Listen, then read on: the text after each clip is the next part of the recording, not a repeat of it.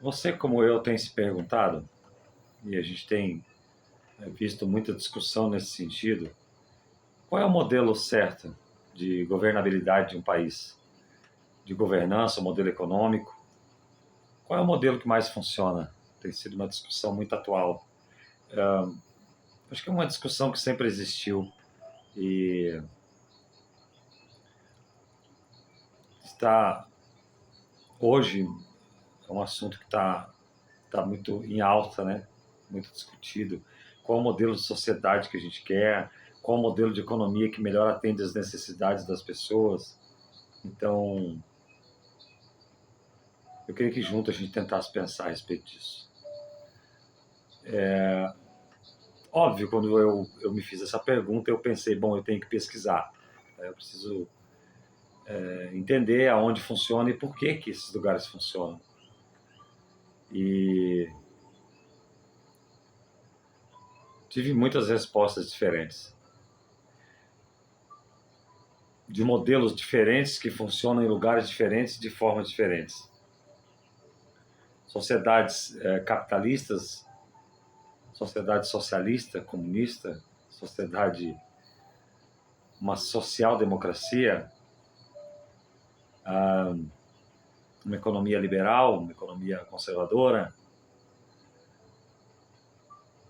O que esses países têm de diferente? Por que esses países sempre estão ali no topo nas pesquisas sobre IDH, qualidade de vida, desenvolvimento humano? E entre algumas coisas, né, e aí envolve geografia, clima, né, estilo de vida de algum desses países, porque nem sempre é o país todo, né? Muitas vezes são regiões de um país onde as pessoas se desenvolvem melhor, com mais qualidade de vida, são mais produtivas, têm uma expectativa de vida maior, né? E às vezes no mesmo país você não consegue alcançar a mesma qualidade e expectativa de vida.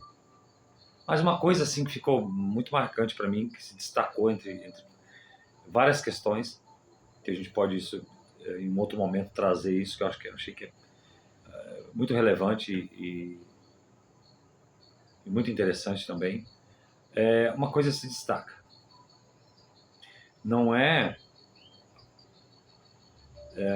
a forma ou o lado que o seu governo se apresenta que faz só a diferença. Não é porque o governo é de esquerda ou de direita, ou porque é liberal, ou porque é socialista, ou porque é capitalista. Não é isso que define uma sociedade que tem qualidade de vida, onde a população tem uma expectativa de vida maior e se desenvolve com muito mais qualidade. A qualidade de vida é altíssima.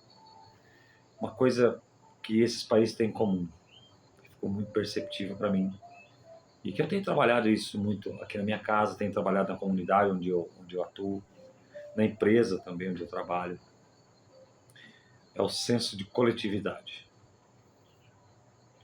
Esse foi o maior diferencial que eu encontrei nas sociedades que são desenvolvidas, com uma expectativa de vida alta, com muita qualidade de vida. Senso de coletividade. A palavra parece estar cada vez mais esquecida, né? A gente vive hoje nas sociedades atuais, na nossa sociedade atual, a gente tem cada vez mais caminhado para o individualismo, né? Para uma luta pela sobrevivência, onde quase tudo pode. E para algumas pessoas, até tudo pode. Infelizmente, né? Perderam os princípios, o escrúpulo. E é onde a sobrevivência... Tem um escritor que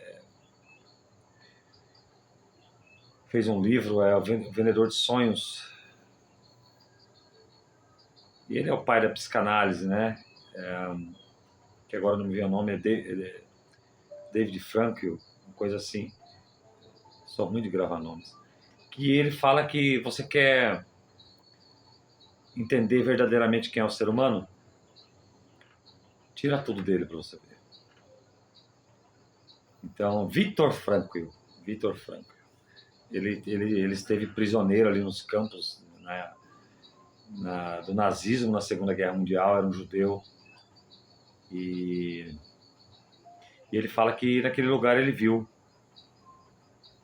homens se tornarem santos, desprovidos de tudo, convivendo na extrema violência, na extrema ausência de tudo, de alimento, de saúde, de vivendo uma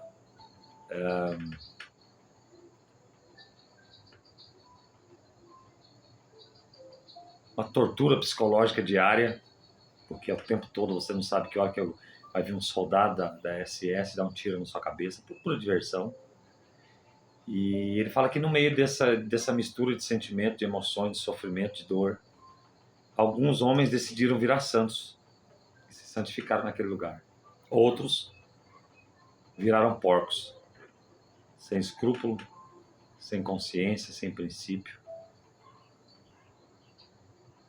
E aí a gente fala, então, essa viver pensando no coletivo, no bem comum, antes de qualquer coisa e antes até de uma necessidade, também é uma escolha, né? E infelizmente nós estamos fazendo escolhas que elas estão nos levando para caminhos de cada vez mais individualismo. E eu acredito que, tenho certeza que esse não foi o projeto inicial para a humanidade. Não era um projeto divino do Criador que a gente vivesse na individualidade. Claro que a gente não deve confundir individualismo com individualidade. A individualidade é necessária para todos nós. Individualismo é uma outra questão, né? Tem um outro conceito. Então, nós nascemos para viver, mas quando a gente vai para a história, sempre que a gente optou viver na coletividade, em sociedade, não foi porque a gente optou, entre aspas, foi porque as necessidades nos obrigaram a viver na sociedade, né? Então, a gente sempre tirou vantagem de viver em sociedade, por conta de segurança e até de própria sobrevivência, né? Então, as sociedades elas se mostraram mais seguras, né, para as pessoas viverem, porque ali, seja por interesse coletivo ou por interesse individual, as pessoas acabam colaborando e fazendo trocas entre si, né? Se que a gente pode dizer colaborar, né? Então a gente foi viver em sociedade e na coletividade não por consciência, a gente foi por necessidade, né? E hoje, com tudo ao toque de uma tecla, de um telefone, de um celular, você faz um pedido de comida, você trabalha dentro da tua casa. Essa exigência e necessidade de viver no coletivo, ela vem cada vez mais diminuindo, porque aparentemente diminuindo, né? Então, quando a gente olha com um olhar superficial, parece que a sociedade, parece que as pessoas elas não têm mais necessidade de viverem no coletivo, compartilhando experiências, vivências e desafios também, porque é desafiador, né? Viver em sociedade é desafiador. E aí a gente acaba acreditando que, bom, se eu não necessito mais viver em sociedade, por que farei? Né? Eu posso viver aqui na minha individualidade, no meu individualismo, no meu espaço aqui, e tá tudo certo. E a gente leva isso para o trabalho, a gente leva isso para a nossa vida familiar, a gente leva isso para os nossos relacionamentos. A gente passa a não depender muito de ninguém, né? Abre aqui um parênteses, e passa cada vez mais nos disponibilizarmos para as pessoas também, né? Então, quando eu fui estudar essas sociedades, porque elas são desenvolvidas e porque tem um índice de desenvolvimento humano e felicidade tão alto, uma coisa que a gente entende é que desde pequeno, há muito tempo, são geralmente, na grande maioria, sociedades com uma história vasta, uma história, né? Isso quando a gente fala de Brasil, né, da nossa sociedade, que é um país jovem, né, então países aí com 5.000 anos, 3.000 anos de história. A gente vê que desde pequeno é colocado na cabeça daquela criancinha, daquelas crianças, naquela sociedade, naquela comunidade, o senso de coletividade. Que tudo aquilo que ela faz, toda decisão que ela toma, ou toda decisão que ela há de tomar, ela primeiro, antes de tudo, ela pensar em que aquilo pode beneficiar coletivamente o ambiente onde ela está e as pessoas aos quais ela convive, no convívio, ou não.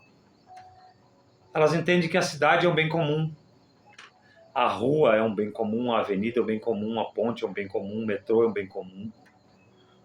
Então elas não jogam lixo no chão porque elas entendem que aquilo lá, pode ser que lá na frente possa entupir um vertedouro de água e aquilo pode alagar a casa de alguém, aquele lixo pode ir para um rio e pode ir para o mar e um animal marinho engolir aquilo e aquilo, sabe?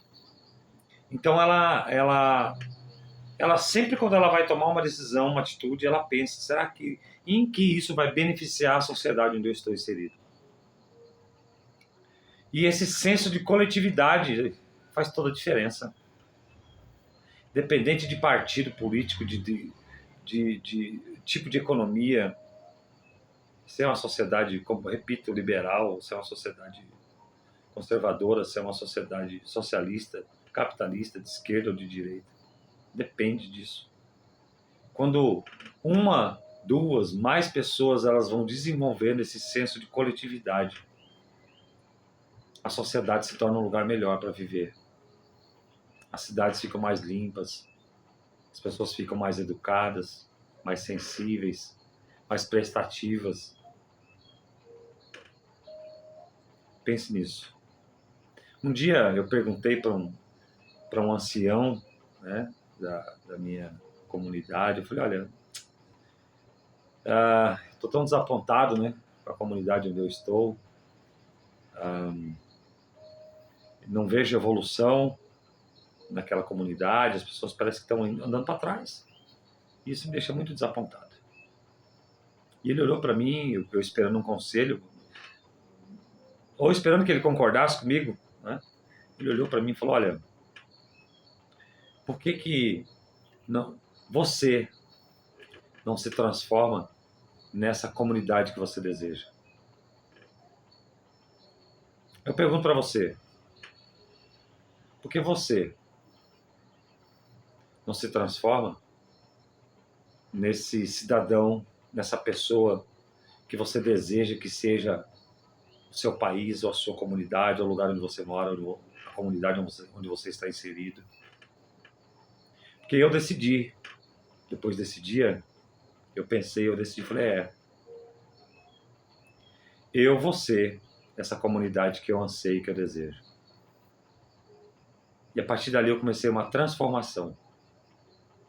E comecei a pensar sobre o que é viver em comunidade. E o que é viver com senso de coletividade. E eu passei a ser um cidadão melhor. E a contribuir positivamente para a sociedade, o local e o ambiente onde eu estou inserido.